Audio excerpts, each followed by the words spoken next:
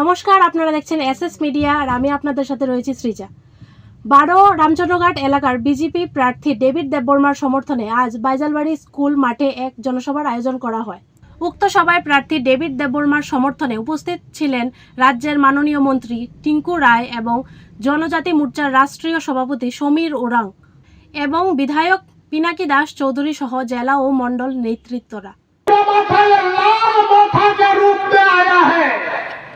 जो ये कांग्रेस के लोगों ने जो करता आया है उसी के आधार पर ये भी जो है लाल मोथा के रूप में हमारे समाज को तोड़ने का काम किया।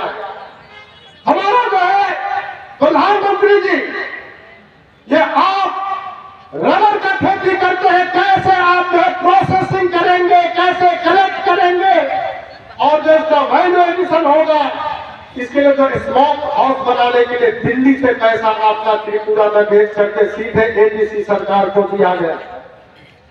लेकिन ये जो त्रिपुरा भाषा के लोग सत्ता में है एडीसी में, ये लोग भी लाल मोथा की तरह कांग्रेस की तरह जो है आपका जो है ठीक ढंग से काम करने का काम नहीं कर रहे हैं। आने वाले 12 तारीख को हमारे छोटे भाई श्री डेविड देववर्मा की है, इनको पंच चिन्ह पर भारी मतों से बटन दबा करके विजय बनाएंगे तो ये यहाँ पर सरकार बनेगी। আপনারা সকলেই জানেন বড়গুড়ার পাওয়ার নাম হাতের কতল করা হয়েছে, তার জন্য আন্দোলন করতে হয়নি, সেই মথা পার্টি কাউকে দিয়ে ডেপুটেশন দিতে হয়নি, এগুলো আমাদের সরকার করেছে। আমরা আমাদের রাজ্যের কারুশিল্প, আমাদের এখানে যে বাঁশ বেতের যে কাজ হয় সেটাকে জিওটেকের ব্যবস্থা সরকার করেছে।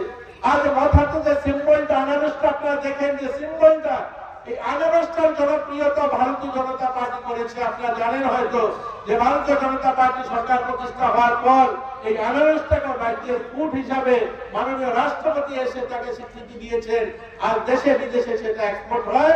এটা ভারতীয় জনতা পার্টি করেছে, তার জন্য আন্দোলন করতে হয়নি।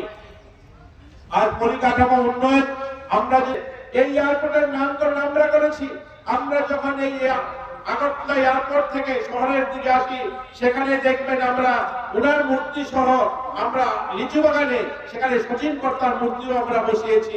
এগুলোর জন্য আন্দোলন করতে হয়নি।